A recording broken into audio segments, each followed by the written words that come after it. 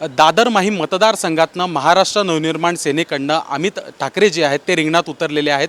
जोरदार प्रचार मागील काही दिवसांपासून सुरू आहे।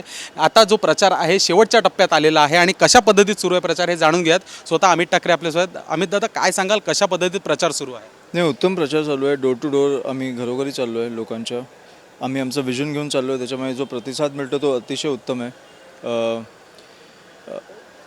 ते प्रेम, तो सपोर्ट मी असं अपेक्षित नव्हतं केलं, पण उत्तम, अतिशय मला खूप आवडतं। राजसाहेबांनी आपल्या अनेक भाषणात सांगितलं की तुम्ही निवडणुकीच्या रिंगणात उतरणार माहीत नव्हतं आणि अचानकपणे त्यांना समजलं, तर ही गोष्ट खरी आहे का? आणि आज ती अस्तित्वात आलेली आहे, अगदी शेवटचे काही दिवस राहिलेले आहेत, नेमकं कसं वाटतं की मनसेतर्फे आपण इथनं उमेदवार आहात?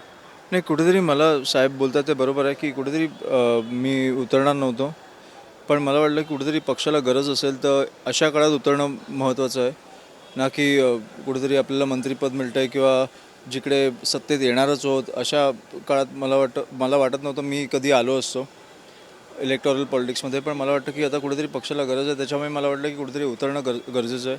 आणि म्हणून मी फक्त आमच्या बैठकीत बोललेलो, पण ते ज्या लेवलला ज्या प्रकारे लोकांनी उचललं, ज्या प्रकारचा प्रतिसाद मिळाला, ते मला खूप आवडलं।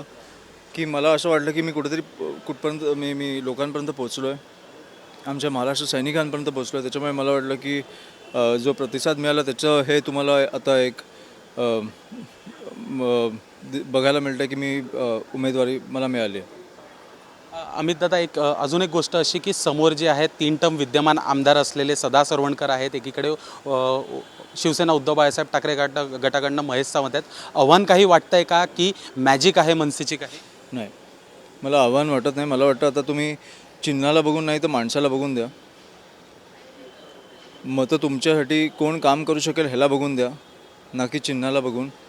मला माहिती आहे तुम्ही अनेक वर्ष चिन्हाला बघून दिलं, त्याच्याने तुम्हाला काय परिणाम मिळाला हे तुम्हाला कळलं आहे।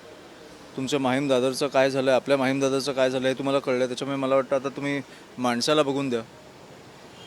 मला खात्री आहे की ह्याच्या पुढे 5 वर्षानंतर मला प्रचार करायची गरज लागणार नाही, असं मी काम करून दाखवेन। नक्कीच।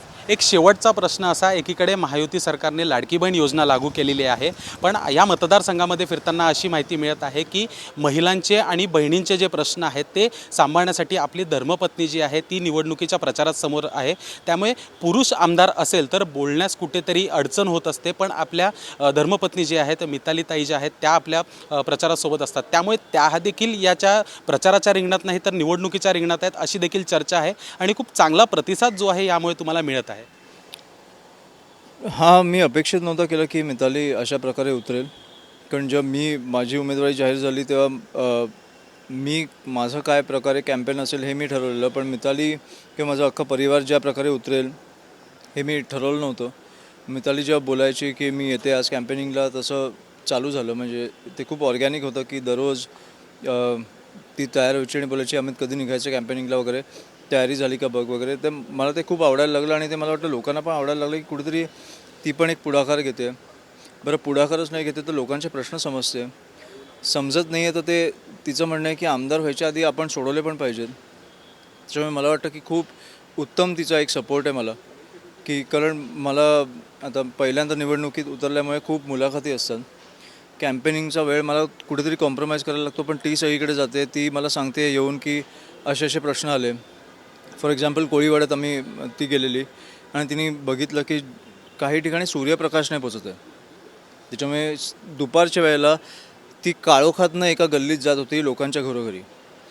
आणि मग तिने विचार केला की कुठेतरी इकडे लाईट्स असल्या पाहिजेत आणि आपण तिकडे सोलार लाईट्स लावून घेतो आहे।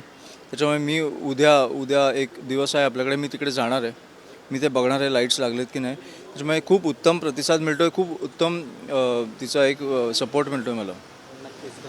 तर आपण बघू शकतो मनसेतर्फे जे आहे उमेदवार जे आहेत अमित ठाकरे हे रिंगणात उतरलेले आहेत, उत्तम प्रतिसाद त्यांना मिळत आहे आणि पुढच्या निवडणुकीमध्ये त्यांना प्रचाराची गरजच नाही पडणार असा देखील विश्वास जो आहे तो त्यांनी वर्तवलेला आहे।